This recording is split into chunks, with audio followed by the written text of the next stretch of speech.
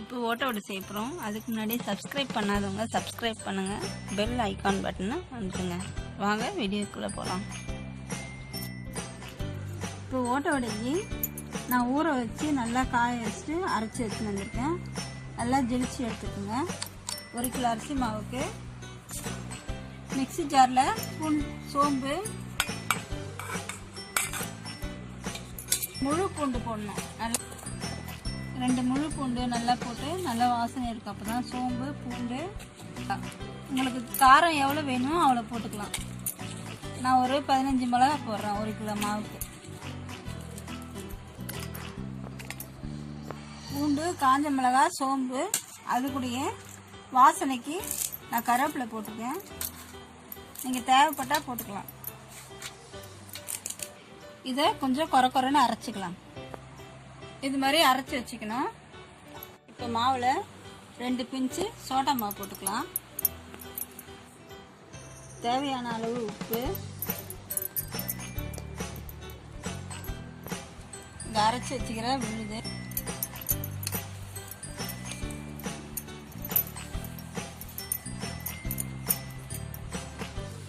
அது கூடயே சிறுபருப்பு ஊற வச்சு நல்லா தண்ணியெல்லாம் வடித்து வச்சுருக்கேன். அது 1 கப் வைக்கலாம்.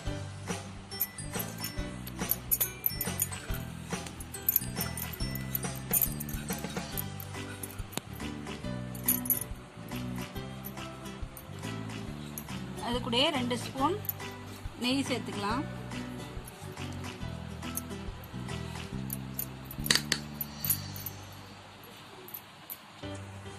இப்போ நல்லா கலரிடுங்க.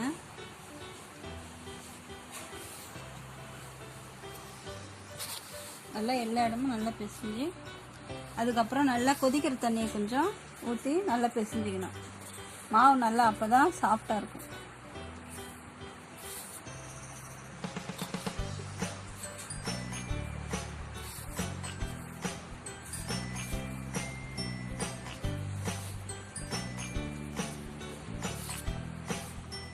இப்போ சுடு தண்ணி காய வச்சு இப்போ நல்லா மாவு நல்லா பிசைஞ்சிக்கலாம்.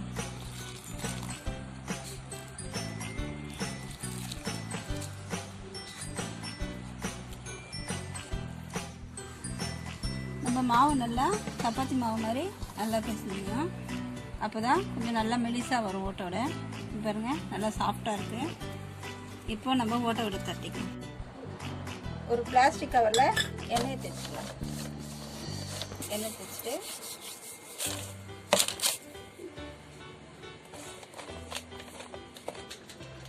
மாவு நல்லா மெலிசாக தட்டியாச்சு.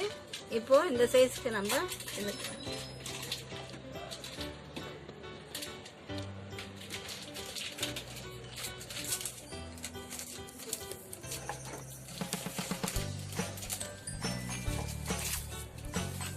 அழகாக ரவுண்டாக ஓட்ட வடைக்கு ரெடி ஆயிடுச்சு. இப்போ இதை நல்ல மெலிசாக அழகாக வந்துடுச்சு. இப்போ எண்ணெயில் போட்டு பொரிச்சிக்கலாம். கடாயில் எண்ணெய் ஊற்றி காய வச்சுக்கலாம். எண்ணெய் காஞ்சதும் நம்ம போடலாம். இன்னும் காயவே இல்லை, காயட்டும். காஞ்சிடுச்சு. இப்போ நம்ம ஓட்ட வடை போட்டுக்கலாம்.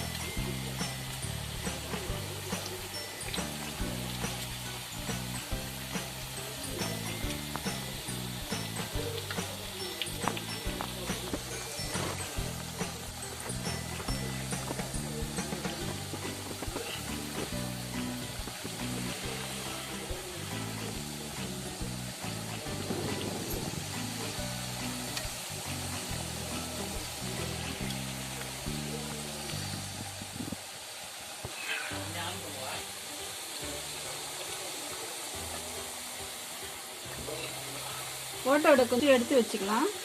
அதுக்கப்புறம் மறுபடியும் ரெண்டு தடவை போடலாம். அப்போ தான் குறக்குறன்னு இருக்கும்.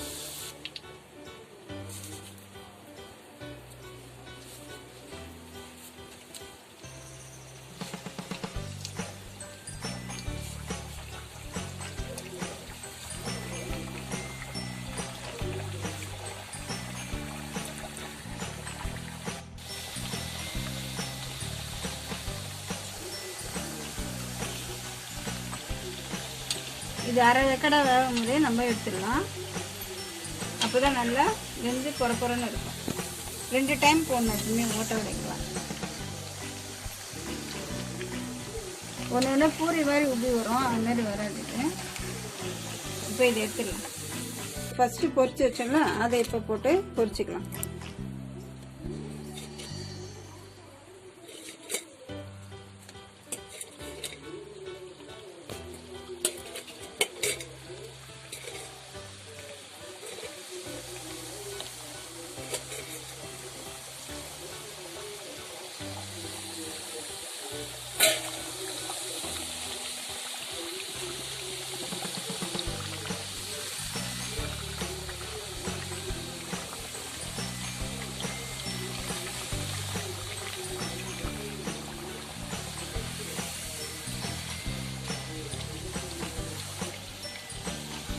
இப்போ நல்லா ஓட்டை விட கிறிஸ்பியாக நல்லா முறுமுறுன்னு வந்துடுச்சு.